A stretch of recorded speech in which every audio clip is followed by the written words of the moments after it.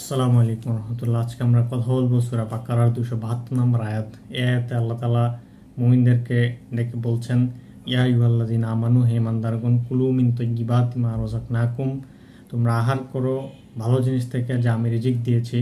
ওয়াশকুরু লিল্লাহ, এবং আল্লাহর শুকরিয়া আদায় করো। ইন কুনতুম ইয়্যাহু তা'বুদুন, যদি তোমরা একমাত্র আল্লাহর ইবাদত করে থাকো।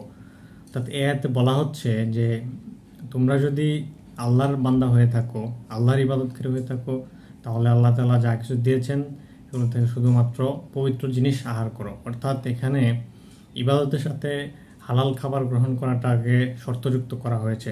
হাদিস এসেছে, তলাবা কাসবাল হালালি ফারিদুন বা আদাল ফারিদ, হালাল জীবিকা অন্বেষণ করা ফরজের পর আরেকটা ফরজ। অর্থাৎ হালাল জীবিকা ছাড়া খাদ্য যদি হালাল না হয়, হারাম হয়, তাহলে ইবাদত কবুল হবে না।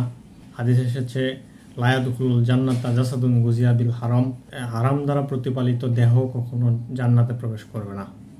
পরবর্তী আয়াতে বলা হচ্ছে যে আল্লাহ তাআলা আমাদের জন্য কি কি হারাম করেছেন বস্তুগতভাবে, সেগুলো হচ্ছে, ইন্নামা হাররামা আলাইকুম, নিশ্চয়ই তোমাদের উপর হারাম করা হয়েছে, মাইতা অর্থাৎ মৃত জন্তু, ওয়াদ্দামা রক্ত, ওয়ালাহমাল খিনজির তো শুকরের গোস্ত, ওমা উহিল্লা বিহি লিগাইরিল্লাহ, অর্থাৎ যার উপর আল্লাহ ছাড়া অন্য কারো নাম নেওয়া হয়েছে।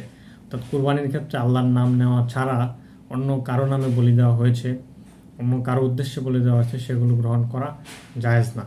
এরপর বলা হচ্ছে, ফামানিজ তুর্র গাইর বাগিউ ওয়ালা আদিন, অর্থাৎ কেউ যদি বিপদে পড়ে অনন্যপায় হয়ে গ্রহণ করে, যেখানে তার বাগিন অর্থাৎ বিদ্রোহী মনোভাব ছিল না, আল্লাহর আইন অমান্য করার, আল্লাহর অবাধ্যতার উদ্দেশ্য ছিল না, এবং আদিন সীমালঙ্ঘন না করে, অর্থাৎ যতটুকু না প্রয়োজন তার চেয়ে বেশি গ্রহণ না করে, সেক্ষেত্রে বলা হচ্ছে ফালা ইসমা আলাই, সেক্ষেত্রে তার গুনাহ হবে না।